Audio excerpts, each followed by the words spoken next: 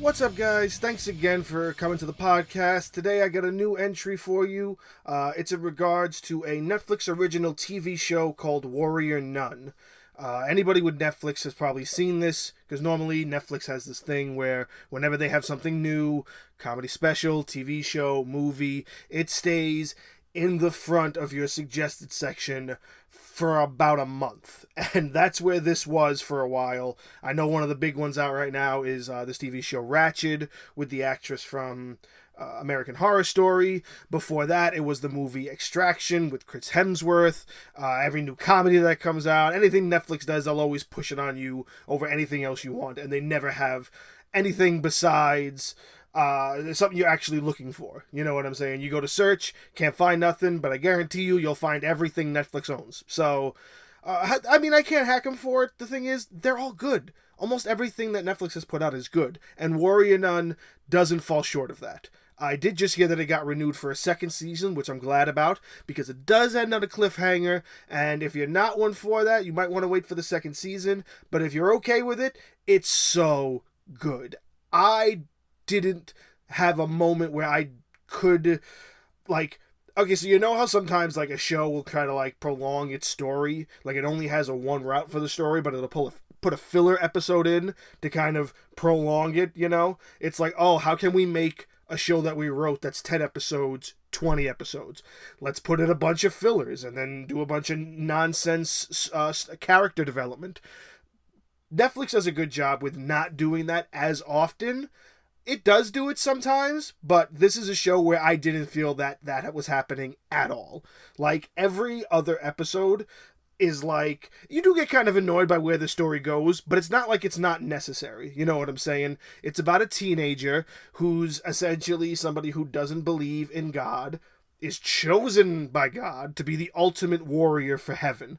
So it's kind of this struggle with her trying to accept that and being like an atheist.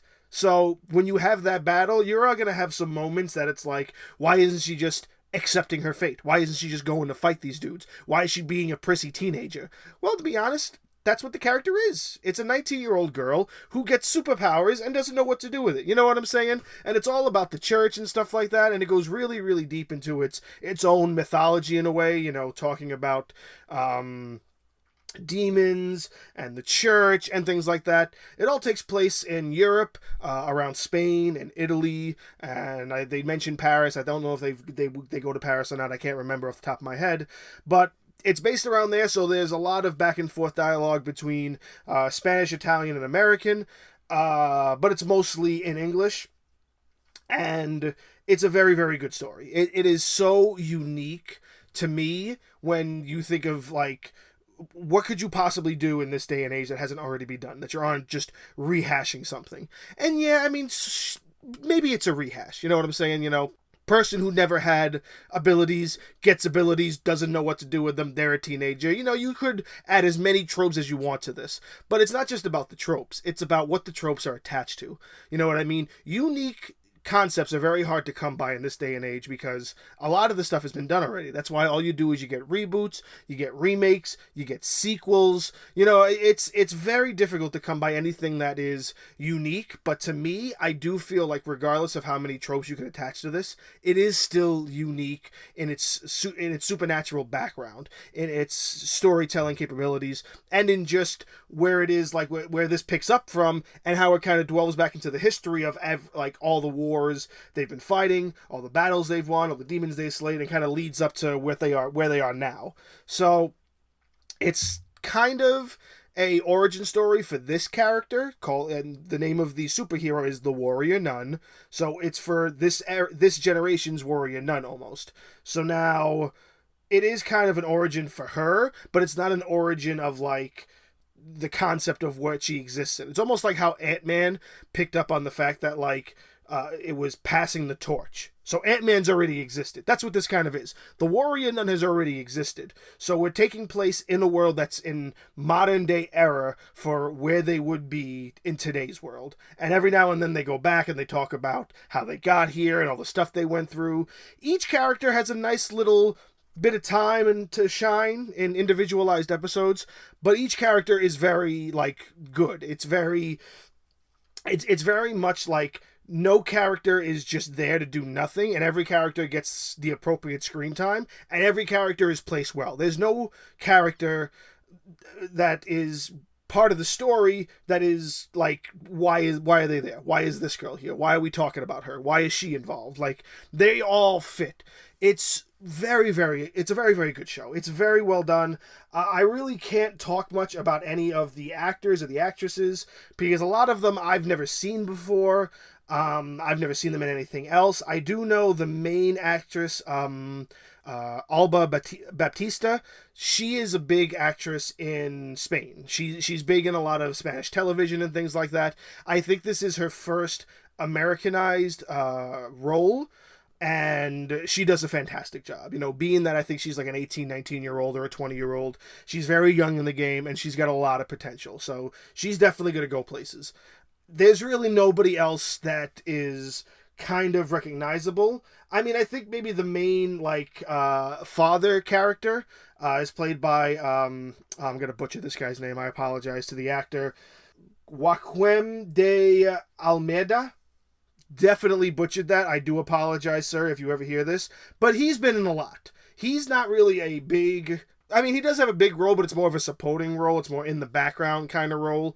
You know, he pops up every so often, but a lot of the story isn't necessarily about him until you get closer to the ending.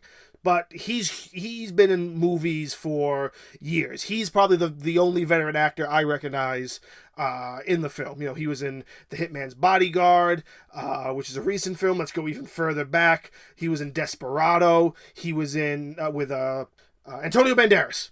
Gotcha. Yes, he was in Desperado with Antonio Banderas. He was in Clear and Present Danger with Harrison Ford. He's got years under his belt, so he's the veteran of the show.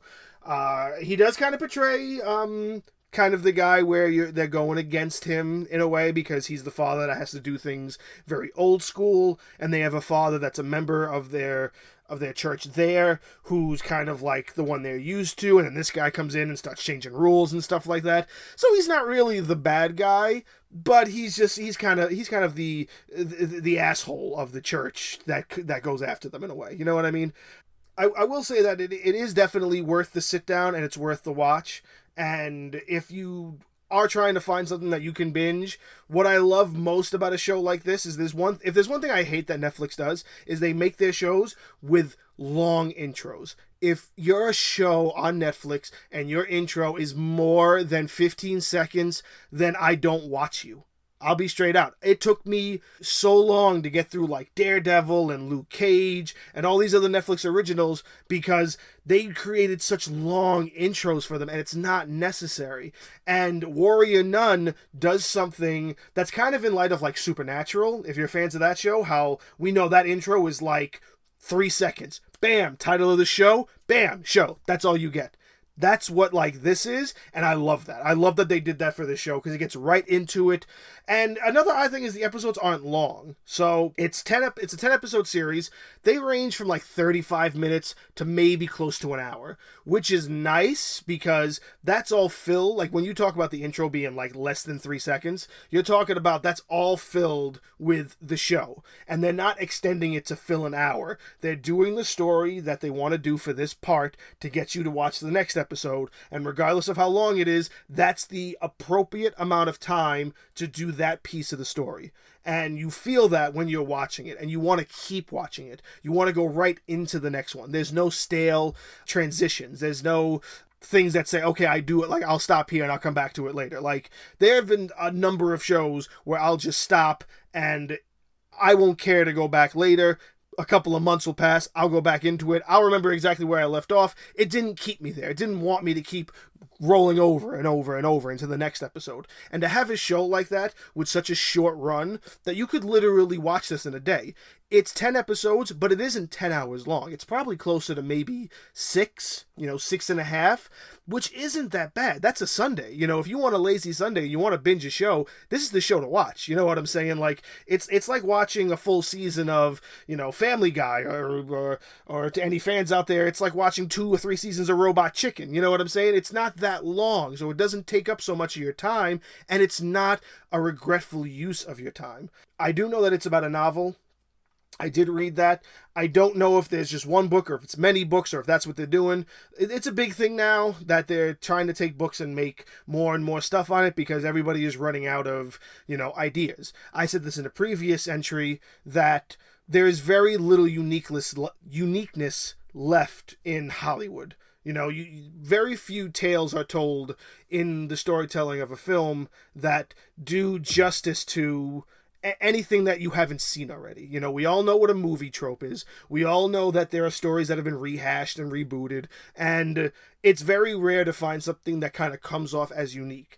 Yes, the show has its superhero tropes and whatnot, but you can't have a superhero kind of story without having those tropes. It's almost unavoidable. But it's about the uniqueness you put to it. And I think the show's uniqueness for what this show is, it definitely is enough to tell you that it doesn't matter how tropey it is. It doesn't matter how many times you have seen a story that's relatively the same, because no matter how many times they redo a story, it's about how they do the story, which is something that's important to me. So regardless of how many times they do it, it's like Batman. We've seen a dozen different Batmans, and we're going to keep seeing a dozen different Batmans, because they're all different interpretations. Regardless of how many tropes a Batman movie has connected to itself, regardless of superhero tropes, you're going to see something that's a vision of somebody's perspective of that story. And it's going to have all that stuff in it no matter what.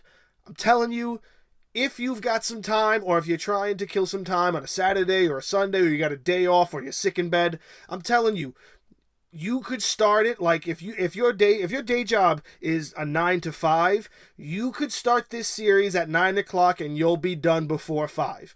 All 10 episodes. They aren't that long, and it's totally worth it. If they compacted this into a movie, it probably would have been a trilogy, and it would have been bomb as a trilogy movie.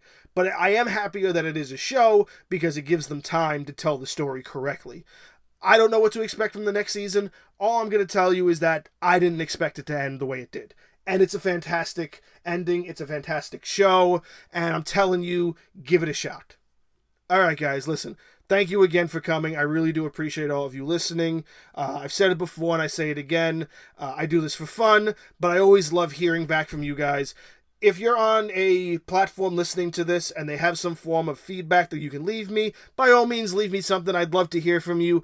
Give it a subscribe if you're listening to the first time. Give it a follow and give it a share. Let some other people know. You got any movie fanatics out there that you want to have, let them have a listen. I'd appreciate it. All right, guys, thank you again, and I'll catch you in the next one.